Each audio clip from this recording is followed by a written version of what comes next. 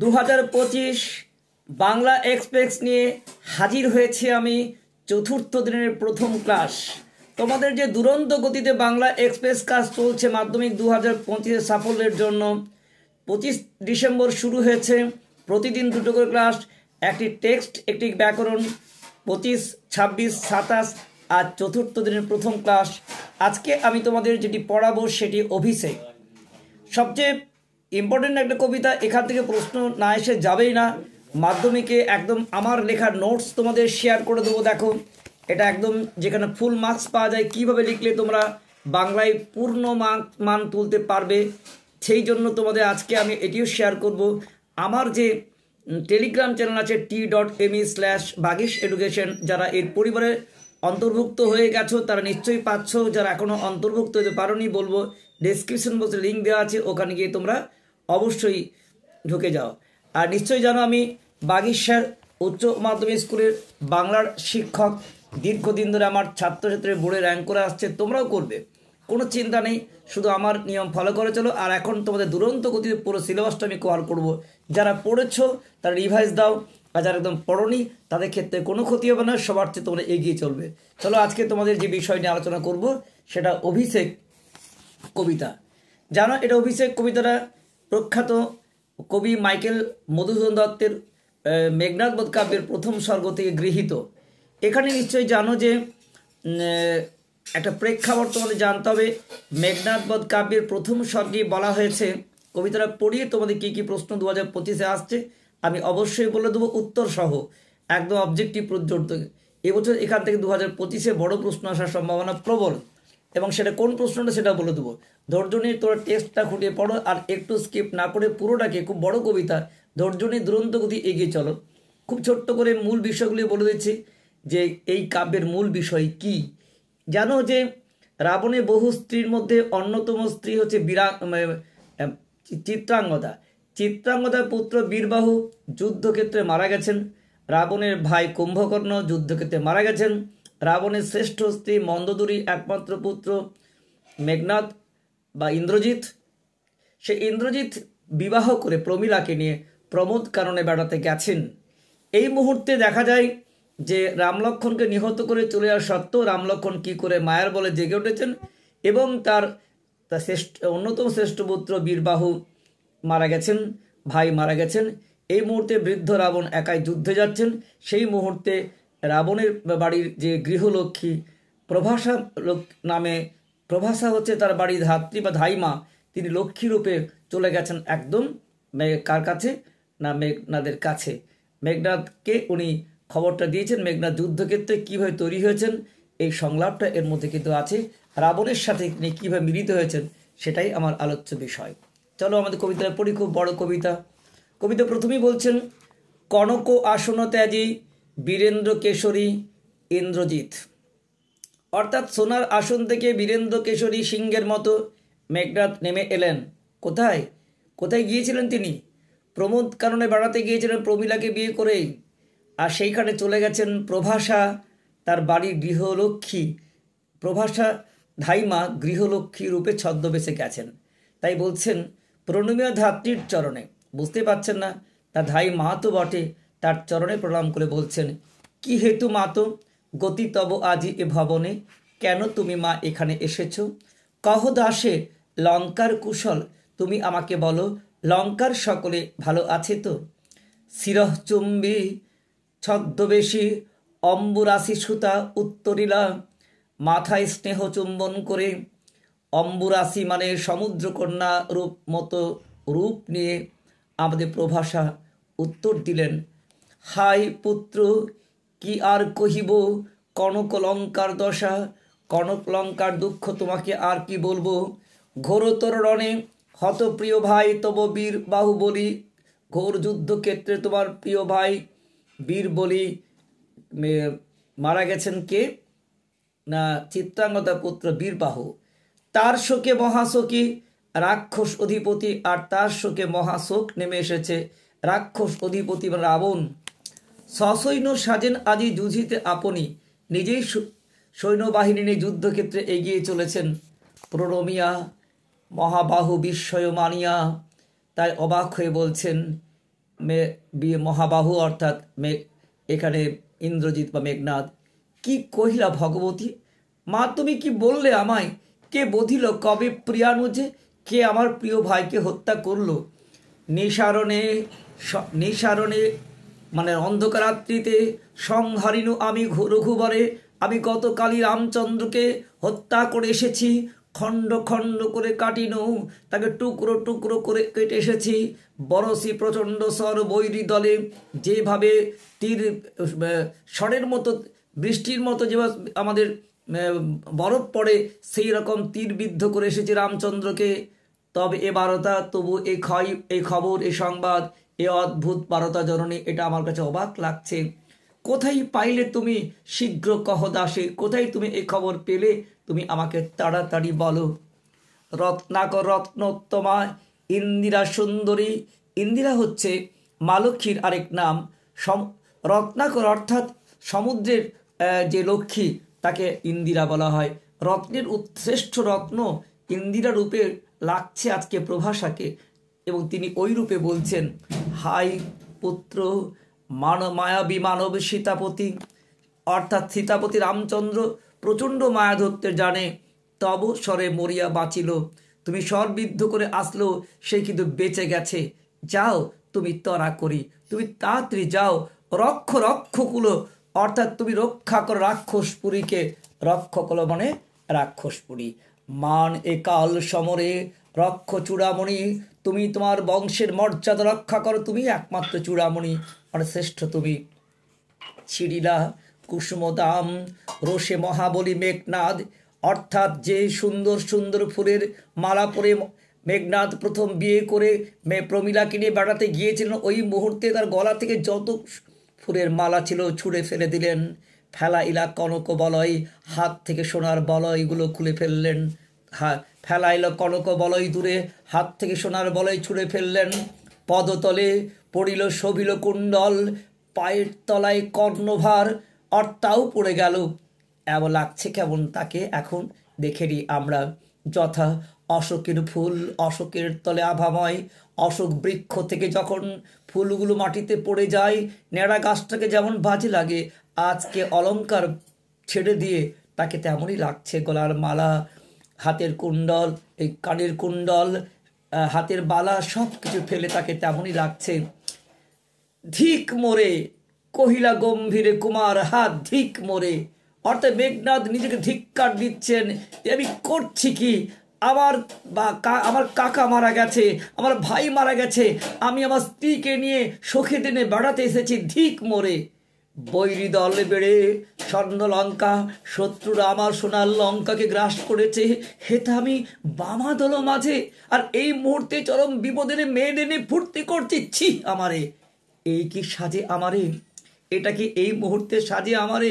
দশাননোত্তজ, অর্থাৎ দশানন রাবণের শ্রেষ্ঠ আত্মা আমি ইন্দ্রজিৎ, আমি স্বর্গের রাজা ইন্দ্রকে হারিয়েছি, তাই আমার নাম ইন্দ্রজিৎ। আনো রথ তোরা করি, তাড়াতাড়ি রথ আনো, ঘুচাবো এ অপবাদ, এই অপবাদ আমি ঘুচিয়ে দেবো।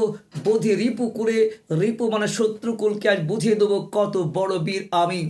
সাজিলা রথীন্দ্র সভ, বীর আভরণে, রথীন্দ্র সভ মানে রথশ্রেষ্ঠ, বীর আভরণে সেজে উঠলেন। হৈমবতী সুতা যথা নাসিতে তারকে, হৈমবতী মানে দেবী দুর্গা, আর সুত মানে পুত্র, অর্থাৎ কার্তিক যেভাবে নাসিতে তারকাসুরকে বধ করতে তৈরি হয়েছিলেন, তেমনই তৈরি হলেন আমাদের ইন্দ্রজিৎ। কিংবা বৃহন্নলা রূপী কিরীটি বিরাট পুত্র সহ উদ্ধারিতে গোধন, সাজিলা সৌরসমী বৃক্ষমূলে। এই অংশটার একটু কাহিনী তোমাদের পুরাণ বলতেই হবে, না হলে তোমরা কিন্তু বুঝতে পারবে না। বৃহন্নলা হচ্ছে কে? বৃহন্নলা হচ্ছে অর্জুনের এক অর্ধ নারীশ্বর রূপ, অর্থাৎ অর্জুনের ওপরটা নারীর মতো, ভেতরটা পুরুষ। কেন অর্জুনের এরূপ হয়েছিল? উর্বশী অর্জুনকে প্রেম নিবেদন করে বিবাহ করতে চেয়েছিল, কিন্তু অর্জুন স্বর্গলোকে বলেছিল যে রক্ষিতা ইন্দ্রের, তাকে আমি প্রেম গ্রহণ করতে পারি না। এই জন্য উর্বশী অভিশাপ দিয়েছিল, 1 বছর তুমি নারী রূপে তোমায় থাকতে হবে। আর এই লোকলজ্জা থাকতে না পেরে অর্জুন 1 বছর আত্মগোপন করেছিলেন। আর সেই মুহূর্তে একটি ঘটনা ঘটে যায়, বিরাট রাজার পুত্রের 14,000 গরু হারিয়ে যায়, তার পুত্র উত্তরকে চুরি করে চলে যায়, উত্তরা তার কন্যা একজন ভালো নর্তকী পায়নি, আর এই মুহূর্তে বৃহন্নলা অর্থাৎ নারী রূপে অর্জুন উত্তরাকে নৃত্য শিক্ষা দেন আর গোধন উদ্ধার করে দেন। এই মুহূর্তে 1 বছর কেটে যায়, সেখানে সেই বিষয়টা এর মধ্যে দেওয়া আছে যে এই রূপে যুদ্ধ করেছিলেন। তাই বলছেন যথা বৃহন্নল রূপী কিরীটি, কিরীটি মানে অর্জুনের আরেক নাম। অর্জুন যখন বৃহন্নল রূপ ধরে বিরাট পুত্র সহ উদ্ধারিত গোধন 14,000 গরুকে উদ্ধার করেছিলেন, বিরাটের পুত্র উত্তরকে উদ্ধার করেছিলেন, সাজিলা সুর সৌমি বৃক্ষমূলে। আর যে গাছটির কাছে উনি অস্ত্র রাখতেন সেই গাছের নাম কি বলতো? সৌমি বৃক্ষমূল। মেঘবর্ণ রথ, অর্থাৎ যে রথটি উনি উঠলেন সেই রথটার বর্ণ মেঘের মতো, চক্র বিজলির ছটা, আর তার উপর চক্র বিদ্যুৎ চমকাচ্ছে বিদ্যুতের মতো, এত চকচক করছে রথটি। ধ্বজ ইন্দ্রচাপরূপী, অর্থাৎ পতাকা, ধ্বজ মানে পতাকা, কেমন? ইন্দ্রচাপরূপী, অর্থাৎ এখানে ইন্দ্রচাপরূপী মানে হচ্ছে রামধনু। তুরঙ্গম বেগে, তুরঙ্গ মানে কি? ঘোড়ার বেগে। আশুগতি মানে কি? ঝড়ের মতো, ঘোড়ার মতো, ঝড়ের মতো উনি চললেন রথকে উড়িয়ে। রথে চড়ে বীর চূড়ামণি, বীর দর্পে রথের উপরে উনি হুঙ্কার ছাড়লেন। আর ঠিক সেই সময়ে হেনকালে প্রমীলা সুন্দরী, তার স্ত্রী প্রমীলা এসে করিপতি করযুগ তার হাত ধরে বললেন, হাইরে যেমতি হেমলতা আলিঙ্গয়ে তরু কলেশ্বরে, কাঁদিয়া কহিলা ধনী। ধনী মানে কি? স্ত্রী। তার স্ত্রী কেঁদে বললেন যে আমি তোমাকে আলিঙ্গন করেছিলাম। অর্থাৎ স্বর্ণলতা যেমন একটি বৃক্ষকে আলিঙ্গন করে থাকে, তেমনভাবে প্রমীলা তার স্বামী মেঘনাদকে জড়িয়েছিলেন। অত এই মুহূর্তে মেঘনাদ তার স্ত্রীকে কিছু না বলে রথে উঠে গেলেন। এটা কেমন হলো? কোথা প্রাণ শখে রাখি এ দাসীরে, কহ চলিলা আপনি, তুমি আমাকে রেখে কোথায় চলে যাচ্ছ বলো হে প্রাণ সখা? কেমনে ধরিবে প্রাণ তোমারও বিরহে, তোমাকে ছেড়ে আমি কেমন করে থাকবো, এ অভাগী কি করে থাকবে? হাই নাথ গহন কারণে ব্রততি, বাঁধিলে সাধে করি পদ যদি। অর্থাৎ একটা গভীর অরণ্যে যখন হাতি চলে যায়, তারাও কিন্তু পদপৃষ্ঠ করে না লতাগুলোকে, এবং যদি তার রঙ্গমসে মত্ত না করি মাতঙ্গ যায় চলি, তবু তার রাখে পদাশ্রয়ে। হাতির মিলনের মুহূর্তেও তাকে কখনো এই সমস্ত লতাকে যুথনাথ মানে হাতির মতো তুমি বৃক্ষ, আর তুমি এত গুণ থাকা সত্ত্বেও, কেন তুমি গুণনিধি, এত গুণ থাকা সত্ত্বেও তেজ কিঙ্করি রে আদি। কিঙ্করি মানে কি? সুন্দরী, সুন্দরীকে ছেড়ে চলে যাচ্ছ। হাসি উত্তরিলা মেঘনাদ, মেঘনাদ হেসে উত্তর দিলেন, ইন্দ্রজিতে জিতি তুমি সতী। আরে তুমি ইন্দ্রজিৎকে জয় করে নিয়েছো। জিতি মানে কি? জয় করে নেওয়া। তাই কি বলছেন দেখো, বেঁধেছ দৃঢ় পাকে, কে পারে খুলিতে সে বাঁধে। অর্থাৎ বিবাহের সঙ্গে 7 পাকের বন্ধনে যে মায়ায় তুমি আমাকে বেঁধেছ, তাকে কে ছাড়াই তরাই আমি আসিব ফিরিয়া কল্যাণী, সমরে নাসি তোমার কল্যাণে রাঘবে, বিদায় এবে দেহ বিধুমুখী। তরাই তাড়াতাড়ি করে ফিরে আসবো কল্যাণী, কল্যাণী মানে তোমার ইচ্ছায় মঙ্গলে, সমরে নাসি যুদ্ধে জয়লাভ করে, রামচন্দ্রকে বধ করে, হে চন্দ্রমুখী তোমার কাছে আমি ফিরে আসবো। উঠিল পবন পথে ঘোরতর রবে, অর্থাৎ এইবার উনি ঘোরতরভাবে ঝড়ের মতো উঠতেন।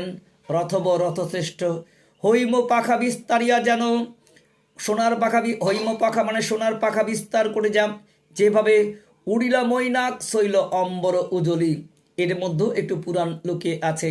তোমরা জানো দেবী দুর্গার এক ভাই মৈনাক অভিশপ্ত হয়ে বঙ্গোপসাগরের মধ্যে নিমজ্জিত হয়ে আছে মৈনাক পর্বত রূপে। যুদ্ধক্ষেত্রে সোনার পাখা বিস্তার করে উড়েছিল আকাশ উজ্জ্বল করে, সেই ঘটনা এখানে দেওয়া আছে যে হৈম পাখা বিস্তারিয়া যেন উড়িলা মৈনাক শৈল, মৈনাক পর্বত যেভাবে সোনার পাখা বিস্তার করে অম্বর মানে আকাশ, উজ্জ্বলি মানে উজ্জ্বল করে চলেছিল। সিঞ্জনে আকর্ষির সে টঙ্কারিরা ধ্বনি। সিঞ্জনে আকর্ষি মানে কি? অর্থাৎ সিঞ্জনে আকর্ষি মানে হলো ধনুকের যে স্বর থাকে তা টেনে বললেন, টঙ্কারিরা ধনুকে আঘাত দিলেন বীরেন্দ্র অর্থাৎ বীর শ্রেষ্ঠ। পক্ষীন্দ্র যথা নাদে মেঘ মাঝে ভৈরবে, পক্ষীন্দ্র গরুর চিৎকার করে যে উড়ে গর্জন করে, কাপিলা লঙ্কা কাপিলা জলধি, অর্থাৎ মেঘনাদের চিৎকারে লঙ্কা কেঁপে উঠল, সমুদ্র উতলে উঠল। সাজিচ্ছে রাবণ রাজা বীর মদে মাতি। এইদিকে রাবণ রাজা যুদ্ধক্ষেত্রে একাই বীর মদে মেতে উঠেছেন।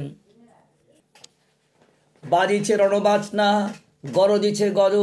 যেখানে রাবণ নিজেই যুদ্ধ করতে যাচ্ছেন, যুদ্ধের বাজনা বাজছে, হাতি গর্জাচ্ছে, রেশে অশ্ব, ঘোড়া চিৎকার করছে, রেশাধ্বনি, হুঙ্কারিছে পদাতিক রথী।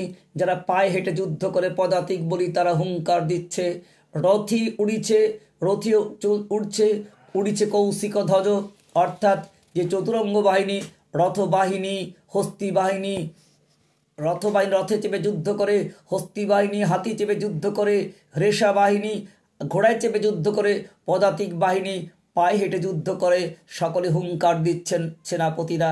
উড়িছে কৌশিক ধ্বজ, অর্থাৎ সাদা পতাকা উঠছে, উঠিছে আকাশে। কাঞ্চন কঞ্চুক বিভা, অর্থাৎ যে অস্ত্র আছে তার থেকে আলো উচ্ছ্বলিত হয়ে উঠছে। হেনকালে তথা দ্রুতগতি উত্তর এলো মেঘনাদ রথী। এই সময় দ্রুতগতিতে মেঘনাদ উড়ে এলেন এবং কি বললেন? নাদিলা করবুর কুল, হেরিবীর বরে মহাগর্বে। চিৎকার করে করবুর দল, নাদিলা করবুর কুলে, হেরিবীর বরে মহাগর্বে। এই মুহূর্তে করবুর দল অর্থাৎ রাক্ষস দল চিৎকার করে গর্ব করে উঠলেন। তাকে দেখে সাহস পেলেন মেঘনাদকে দেখে। নবী পুত্র পিতার চরণে করজোড়ে কহিলা।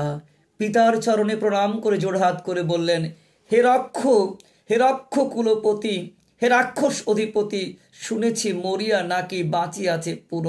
আমি কি শুনলাম যে যাদের আমি বধ করে গেছি সে রাঘব নাকি মরে আবার বেঁচে উঠেছেন। এটা কি সত্য পিতা? এ মায়া পিত বুঝিতে না পারি। এটা কোন মায়া আমি বুঝতে পারছি না, কিন্তু অনুমতি দেহ, তুমি আমায় অনুমতি দাও। সমূলে নির্মূল করিব পামরে আজি। এই পামর ভণ্ডর রামচন্দ্রকে আমি সমূলে শেষ করে দেবো, যারা আমার স্বর্ণ লঙ্কাকে গ্রাস করতে এসেছে। ঘোর সোরানলে করি, তুমি কি চাও বলো? যদি বলো স্বরের আগুনে পুড়িয়ে দেবো, সেটা করতে পারি। তিনটে অপশন নিচে দেখো। ঘোর সরানলে করি ভস্য, যদি চাও স্বরের আগুনে পুড়িয়ে ছাই করে দেব। নাম্বার 2, বায়ু অস্ত্রে উড়াইব তারে, অর্থাৎ বায়ু অস্ত্রের দ্বারা উড়িয়ে নিশ্চিন্ন করে দেব। নতুবা বাঁধিয়া আনিব দিব রাজপদে, কিংবা তোমার পায়ে তাকে বেঁধে এনে দেব। কি সুন্দর কথা বলেছেন। কোনটা চাও পিতা? 1 নম্বরে আমি স্বরের আগুনে জ্বালিয়ে ছাই করে দেব। 2, কিংবা বায়ু অস্ত্রে তাকে উড়িয়ে দেবো আকাশে। কিংবা 3, বেঁধে এনে আপনার পায়ে ফেলে দেব। আলিঙ্গি কুমারে আলিঙ্গন করলেন রাবণ তার পুত্রকে এবং চুম্বি শিরমৃদুস্বরে উত্তর করিলা তবে স্বর্ণ লঙ্কা, এবং তার মাথায় চুম্বন করে বললেন, রাক্ষসকুল শেখর তুমি, রাক্ষস বংশের শ্রেষ্ঠ চাঁদ তুমি, বৎস বাছা তুমি, রাক্ষসকুল ভরসা, তুমি রাক্ষস বংশের একমাত্র ভরসা। এ কাল সমরে, এটা ভয়ঙ্কর যুদ্ধ, নাহি চাহে প্রাণ মম পাঠাইতে তোমা বারম্বার। যুদ্ধক্ষেত্রে বারবার তোমাকে আমি পাঠাতে চাই না। হাই বিধি বাম মম প্রতি, আসলে ভাগ্য আমার বিরূপ। না হলে কে কবে শুনেছে পুত্র ভাসে শিলা জলে? কেউ কখনো শুনেছে যে আমার এই সমুদ্রে শিলা ভাসবে আর তার উপর দিয়ে সমুদ্র বন্ধন হয়ে চলে আসবে রাঘব বাহিনী? এটা আমার নিতান্ত দুর্ভাগ্য। কে কবে শুনেছে লোক মরি পুনঃ বাঁচে পুত্র? এটা কখনো শুনেছে যে কোনো মানুষ মরে গিয়ে বাঁচতে পারে? আমরা জয়ী, কিন্তু মায়ের কাছে আমরা মায়া বলের কাছে পরাজিত, চক্রান্তের কাছে পরাজিত। উত্তরিলা বীর দর্পে অসুরারি রিপু, বীর দর্প নিয়ে অর্থ অসুরের যে রিপু, ভয়ঙ্করভাবে শত্রু মতো রিপু মানে শত্রু। কি বললেন? যে কি ছাড়ে সে নর, তারে ডরাও আপনি রাজেন্দ্র, রাজেন্দ্র শ্রেষ্ঠ রাজা। কি আছে বাবা যে তুমি ভয় পাচ্ছ? ডরাও মানে ভয় পাচ্ছ? তুমি না রাক্ষস, সামান্য মানুষকে ভয় পাচ্ছ? থাকিতে দাস আমার মতো পুত্র আছে, যদি চাও রণে, অর্থাৎ আমি থাকতে, এক যুবক পুত্র থাকতে বৃদ্ধ বাবা যুদ্ধক্ষেত্রে যাবে, এটা কখনো হয় না বাবা। এ কলঙ্ক, এটা কলঙ্ক। সবাই বলবে কি আমায়? পিতা ঘুষবে জগতে, চারিদিকে আমার বদনাম হয়ে যাবে যে যুবক পুত্র থাকতে বৃদ্ধ পিতা রাবণ যুদ্ধক্ষেত্রে যাচ্ছেন। হাসিবেন মেঘবাহন, আমার শত্রু এখন মেঘবাহন ইন্দ্র, তিনি হাসবেন, রুষবেন দেব অগ্নি, যার আমি সাধনা করি ইন্দ্র অগ্নি, সেও রেগে যাবেন। 2 বার আমি হারানো রাঘবে, আমি পরপর 2 বার রামচন্দ্রকে হারিয়েছি। আর একবার পিতা দেহ আজ্ঞা মোরে, একবার তুমি আমাকে আজ্ঞা দাও, দেখিব এবার বীর বাঁচে কি ঔষধে। এমন কি ঔষধ আছে যে হত্যা করার পর সে বাঁচতে পারে? কহিলা রাক্ষস অধিপতি। এবং রাক্ষস অধিপতি রাবণ কি বললেন? কুম্ভকর্ণ বলি ভাই মম, আমার শ্রেষ্ঠ ভাই কুম্ভকর্ণ, তাই আমি জাগানো অকালে ভয়ে, তাকে অকালে জাগিয়ে আমি ভয়ে ভয়ে জাগাতে গেলাম। কিন্তু হাই দেহ তার দেখো সিন্ধু তীরে, ভূপতিত গিরিশৃঙ্গ, কিংবা তরুবজ্রাঘাতে দেখে এসো তোমার কাকার দেহ পড়ে আছে সমুদ্রের তীরে, দেখতে লাগছে একটা পর্বতে চূড়ার পতন ঘটেছে, কিংবা একটা বৃক্ষ বজ্রাঘাতে ধ্বংস হলে যেমন লাগে, এই বীরা চেহারা নিয়ে সমুদ্রের তীরে পড়ে আছে আমার শ্রেষ্ঠ ভাই কুম্ভকর্ণ। 6 মাস ঘুমোয়, অকালে জাগাতে গিয়ে এই বিপদ আমার ঘরে এসেছে। তবে যদি একান্ত সমরে ইচ্ছা তব, সত্যি তুই এক যুদ্ধ করতে চাও বৎস, আগে পুজো ইষ্ট দেবে, তুমি আগে ইষ্ট দেবতার পুজো করো, নিকুম্ভিলা যজ্ঞ সাঙ্গ করো, নিকুম্ভিলা যজ্ঞ সম্পূর্ণ করো। বীরমণি আমার আদরের পুত্র, সেনাপতি পদে আমি বরিনু তোমারে, সেনাপতি পদে আমি তোমাকে বরণ করে নিলাম। দেখো অস্তাচলগামী দীননাথ এবে, সূর্য এখন অস্তাচলে যাচ্ছেন। দীননাথ মানে কিন্তু সূর্য। এই সময়টা অকাল মোটেই ভালো নয়, এই সময় তুমি একদম যুদ্ধক্ষেত্রে যাবে না। সবচেয়ে ভালো সময় প্রভাত, তাই প্রভাতে যুঝিও মানে যুদ্ধ করো। সকালে উঠেই তুমি যুদ্ধক্ষেত্রে যাবে বৎস রাঘবের সাথে। অর্থাৎ এখন অস্তাচলগামী দীননাথ, সূর্য অস্ত যাচ্ছে, এই মুহূর্তটা ভালো নয়, এটা কালবেলায়, এই সময় যুদ্ধক্ষেত্রে তুমি যেতে পারো না। নিকুম্ভিলা যজ্ঞ সম্পূর্ণ করো, দেবতার আশীর্বাদ নিয়ে প্রভাতে রাত্রি অতিবাহিত হোক, এবং প্রভাতের মধ্যেই তুমি রামচন্দ্রের সঙ্গে যুদ্ধে যাবে। এতে কহিয়া রাজা যথাবিধি লয়ে গঙ্গোদক অভিষেক করিলা কুমারে। এই বলে গঙ্গার জল নিয়ে আমাদের রাবণ তার পুত্রকে অভিষেক অর্থাৎ সেনাপতি পদে বরণ করে দিলেন। যদি তোমরা এই কবিতাটা ঝড়ের গতিতে শুনেছ তাহলে আমাকে জানিয়ে কেমন লাগছে, কারণ তোমাদের পরীক্ষা দরজায় হানা দিচ্ছে। খুব মন্থর গতিতে পড়লে হবে না, দ্রুত গতিতে পড়াশোনা করতে হবে। যারা রিভাইজ দিচ্ছ তারা ভালো করে কবিতার টেক্সট খুঁটিয়ে পড়ো, না হলে কিন্তু ছোট প্রশ্ন অনেক ক্ষেত্রে পরীক্ষার হলে নিজেকে লিখতে হয়। এবার তোমাদের বলে দেবো কোন কোন প্রশ্ন এখান থেকে আসছে। প্রয়োজনে আমাদের যে টেলিগ্রাম চ্যানেল আছে, আবার বলছি t.me/bagishEducation, এখানে ক্লিক করে আমাদের ডেসক্রিপশন বক্সে চলে এসো। আর সম্পূর্ণ নোট সাজেশন গাইড সম্পূর্ণ বিনামূল্যে, বা আমাদের হোয়াটসঅ্যাপ নাম্বার যদি তোমরা দাও 9434160271। সারা পশ্চিমবঙ্গের প্রতিটি মেধাবী ছাত্রছাত্রী অনেকেই আছে যারা আমাদের কাছে নিয়ে সফল, তোমরাও হবে। আমার নিজের লেখানো নোটস তোমাদের দেখিয়ে দিচ্ছি। এইখান থেকে তোমাদের সবচেয়ে বড় প্রশ্ন আমি যেটি লিখেছি সেটি কিন্তু অবশ্যই গুরুত্বপূর্ণ, সেটি দেখিয়ে দিচ্ছি। এই প্রশ্নটি হচ্ছে, এই কোশ্চেনটি ইন্দ্রজিৎ চরিত্র অবশ্যই তোমরা কিন্তু করবে। মহাকবি বাল্মীকি রামায়ণের যে ইন্দ্রজিৎ এই যে প্রশ্নটি মেঘনাদ বধ কাব্যে ইন্দ্রজিৎ চরিত্রটি আলোচনা করো, এই প্রশ্নটি তোমাদের কিন্তু আছে। পয়েন্ট করে করে সুন্দর বাইরে কোটেশন দেবে, নাহলে কিন্তু কখনোই। প্রথমেই তোমরা একটা ভালো ইংলিশ কোড দেবে। দেখো আমরা এখানে কিন্তু ইংরেজি কোড দিয়ে শুরু করেছি, যে ইংলিশ কোড দিলে একটা আলাদা কিন্তু মাত্রা পেয়ে যায়। My great favourite Indrajit grand fellow Ravana, I hate the Ram, এই কোটেশনটা ইউজ করতে পারো। আমরা বেশ ভালো কোটেশন দিয়েছি এবং স্ট্যান্ডার্ড নোটস, যাতে করে পুরো মার্কস তোমাদের হাতের মুঠোয় চলে আসে। যাই হোক, দেখিয়ে দিলাম এবং প্রশ্নগুলো বলেছি কি কি তোমরা করবে এখান থেকে তো প্রশ্ন উত্তর সব প্রথমেই তোমরা মেঘনাদ বধ কাব্যে এই অভিষেক কাব্যে মেঘনাদ চরিত্রটি আলোচনা করো, এই নোটটি ভালো করে করবে এবং অবশ্যই ভালো করে পয়েন্ট লিখে লিখে সুন্দর করে, দেখো আমাদের কোটেশন দিয়ে সুন্দর করে করা আছে। তোমাদের সাফল্যের জন্য অনিবার্য এই নোটস। হ্যাঁ, প্রথমে এবং শেষে 2 জায়গাতে দেখো ইংলিশ কোড দেওয়া আছে, এবং শেষও করবে এইভাবে। My great favourite Indrajit and grand fellow Ravana, I hate the Rama. এই শুরুতে এবং শেষে কোটেশন দেবে, নাম্বার ফুল মার্কস পেয়ে যাবে, এটা অলংকার। দ্বিতীয় প্রশ্ন সবচেয়ে ইম্পর্টেন্ট পড়েই, যে ঘুচাবো এ অপবাদ, এই প্রশ্নটি কোন অপবাদ কিভাবে উনি ঘোচাবেন, এর উপরে নোটস এরকম করে বক্স দিয়ে চেঞ্জ করে কোটেশন দিয়ে লিখবে। অবশ্যই তোমরা পুরো মার্কস পাবে। যদি কারো নোটস পেতে ইচ্ছে হয় অবশ্যই হোয়াটসঅ্যাপে আমি তোদের পাঠিয়ে দেবো। দেখো, নমিপুত্র পিতারও চরণে, এইটিও তৃতীয় প্রশ্ন তোমাদের কাছে। এখানেও সুন্দর করে পয়েন্ট করে সুন্দর করে লেখা যায়, কোটেশন দিয়ে এরকম করে লিখবে। একবার দেখিয়ে দিচ্ছি কিভাবে তোমরা উত্তর করবে খাতাটি, যে যারা আমাদের ফুল মার্কস পেয়েছিল সেই খাতা আমি তোমাদের দেখিয়ে দিচ্ছি।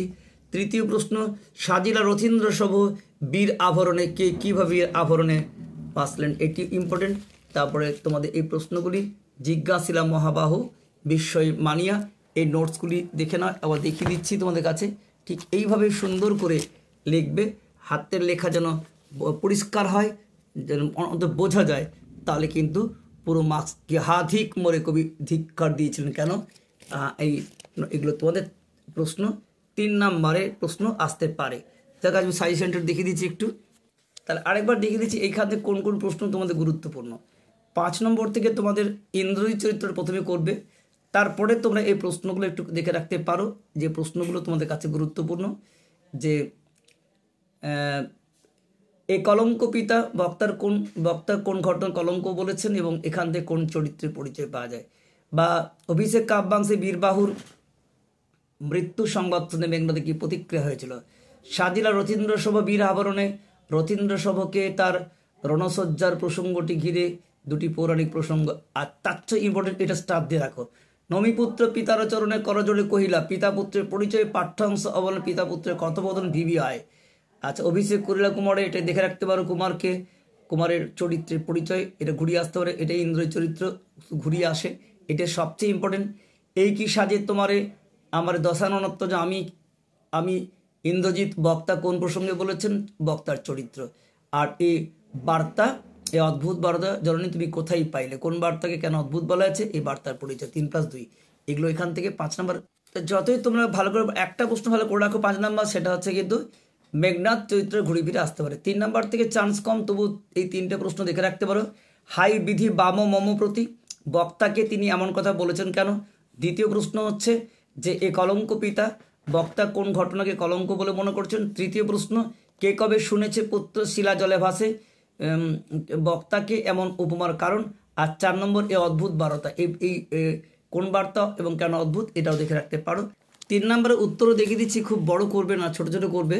যেমন কে কবে শুনেছে পুত্র, এই প্রশ্নে এইটুকুর মধ্যে গুছিয়ে সুন্দর করে লিখবে, নাম্বার পেয়ে যাবে। দেখো, হাধিক মোরে কাকে বলেছে, উৎসটা লিখবে, উৎস লিখে তোরা ছোট করে বক্স দিয়ে, প্রত্যেক পার্টে এরকম বক্স দিয়ে সুন্দর করে লিখবে এটা। তারপরে হাসিলেন মেঘবাহন কে এবং হাসলেন কেন, এটাও দেখো ছোট করে 3 নম্বর। 3 নম্বর প্রশ্ন তোমাদের কাছে উত্তরগুলো দেখিয়ে কিভাবে কতটুকুর মধ্যে লিখবে। কি অম্বুরাশি, যদি এই প্রশ্ন লিখো 3 নম্বরে কেমন হবে। অম্বুরাশি সুতা, কে উত্তর দিলেন, এটা উৎস ছোট করে লিখে উত্তর লিখবে। তারপরে সসৈন্যের সাজেন আজি যুঝিতে, কে কেন যুদ্ধে সাজেন, এগুলো আমরা 3 নম্বর প্র্যাকটিস করিয়েছি। হ্যাঁ, নাদিলা করবুর কুল, এই প্রশ্নটা করবুর কুল কি, তাদের এমন কারণ, এরকম উত্তর ছোট ছোট লিখবে। ছোট প্রশ্ন অবশ্য তোর প্র্যাকটিস করতে পারো এভাবে, যে রথীন্দ্র সভা বলতে কাকে বোঝানো হয়েছে, কাপিলা লঙ্কা জলদি কেঁপে উঠতে কেন, অম্বুরাশি সুতা কার ছদ্মবেশে, নিশ্চয় প্রভাষা, হাই পুত্র কি আর বলিব, কনক লঙ্কার দশা, কনক লঙ্কা মানে নিশ্চয়ই স্বর্ণ লঙ্কার কথা বলেছে। তবে হে বারতা মানে কি, বার্তা মানে সংবাদ বা বার্তা, এরকম প্রশ্ন হতে পারে। তারপরে ধরো ঘুচাবো এ অপবাদ, বোধি রিপুগুলো অপবাদ দেখি, বৃদ্ধ রাবণ যুদ্ধক্ষেত্রে যেতে পারেন না যুবক মেঘনাদ থাকতে। আলিঙ্গি কুমারে কে কাকে আলিঙ্গন করলে, নিশ্চয়ই বুঝতে হচ্ছে এই আলিঙ্গি কুমারে এটা মেঘনাদ তার পুত্র, এই রাবণ তার পুত্র মেঘনাদকে আলিঙ্গন করলেন। ইন্দ্রজিতের রক্ষচূড়মণি বলার কারণ, ইন্দ্রজিৎ একমাত্র বংশের শ্রেষ্ঠ পুরুষ, তার রক্ষমণি বলা আছে। এতে কহিলা রাজা, রক্ষচূড়ামণি বলার কারণ কি না, ইন্দ্রজিৎই একমাত্র রাক্ষসকুলকে বাঁচিয়ে রেখেছে, তাই এতে রাজা এরপর কি এতে রাজা কি বললেন, রাজা বললেন যে এই মুহূর্তে তুমি যুদ্ধে যেতে পারো না, কারণ সূর্য অস্তমান প্রভাতে যুদ্ধ করতে যেতে বললেন। তেজ কিঙ্করীর আদি কে নিজে কিঙ্করী বলেছেন? না প্রমীলা সুন্দরী তার স্বামী মেঘনাথকে বলেছেন। উঠিল পবন পথে ঘোরতর রথবরকে, এখানে মেঘনাথ। সিঞ্চনে আকর্ষে টঙ্করের বীরেন্দ্র মেঘনাথ। ইন্দ্রজিৎ হচ্ছেন রাবণের শ্রেষ্ঠ পুত্র। প্রণমিয়া ধাত্রীর চরণে, ধাত্রী আসলে কে প্রভাষা, তাকে কি বলা হয়েছে? না এখানে লক্ষ্মী বলা হয়েছে, তাই বীর মাতা বলা হয়েছে। তো যাই হোক তোমাদের কাছে তাহলে মেঘনাথ বধ থেকে তোমাদের সমস্ত রকমের প্রশ্ন নিয়ে বিভিন্ন জায়গায় টেস্ট পেপার থেকে প্র্যাকটিস করতেই পারো কিছু কিছু। যেমন ধরো আমাদের WBHA থেকে একটা টেস্ট পেপার তোমার দেখিয়ে দিচ্ছি, তারা মাত্র 4টা দিচ্ছে, একটু প্র্যাকটিস করতে পারো। যে হৈমবতী সুতা যাকে বধ করেছে তিনি কে? তারকাসুর হবে নিশ্চয়ই। হেথা আমি বামাদল মাঝে, বামা শব্দ তো নারী। কে কবে শুনেছে পুত্র, এখানে ভাসে শিলা জলে। নাদিলা কর্বুর কুল বলতে রাক্ষস বৃন্দকে বলা হয়েছে। তাহলে সুপ্রিয় ছাত্রছাত্রীরা, তোমাদের মেঘনাথ বধ বাংলা এক্সপ্রেস ক্লাসে অভিষেক কবিতা থেকে সম্পূর্ণ কবিতা দ্রুতগতি পড়িয়ে দিলাম। 5 নাম্বার প্রশ্ন তোমরা অবশ্যই বলবো ভালো করে করো। ইন্দ্রজিৎ চরিত্র আসার সম্ভাবনা প্রবল। এছাড়া 3 নাম্বার হচ্ছে নমিপুত্র পিতার উচ্চারণে, এটা করতে পারো। দুটো ভালো বড় প্রশ্ন বললাম, তবে 5 নাম্বার আসলে 3 নাম্বার আসার সম্ভাবনা নেই। 5 নাম্বারটা ভালো করে করো। আর অবজেক্টিভ প্রশ্ন টেক্সট ভালো না পড়লে কিন্তু কমন পাবে না, বা টেস্ট পেপার প্র্যাকটিস করতেই পারো। কোনো অসুবিধা হলে অবশ্যই আমাদের জানিও। আর আমাদের যে টেলিগ্রাম চ্যানেল আছে, বারবার বলছি t.me/baghish-education, এখানে চলে এসো এবং অবশ্যই তোমাদের যে কোনো প্রশ্নের উত্তর এখানে দেওয়া হয়। এছাড়া তোমাদের হোয়াটসঅ্যাপ 9434160271 আমাদের ডেসক্রিপশন দেওয়া আছে, সেখানেও তোমরা এসে তোমাদের যা প্রয়োজন জানাও। আর প্রত্যেকটি ছাত্র আমার পরিবারের সদস্যরা যাতে ভালো ফল করে 2025-এ, এটি আমার একমাত্র লক্ষ্য। বেস্ট অফ লাক, সকলে ভালো থেকো। চলে এসো, আজকে আসছি পরের ব্যাকরণ ক্লাস, তোমাদের হবে অপাদান কারক একটু পরেই।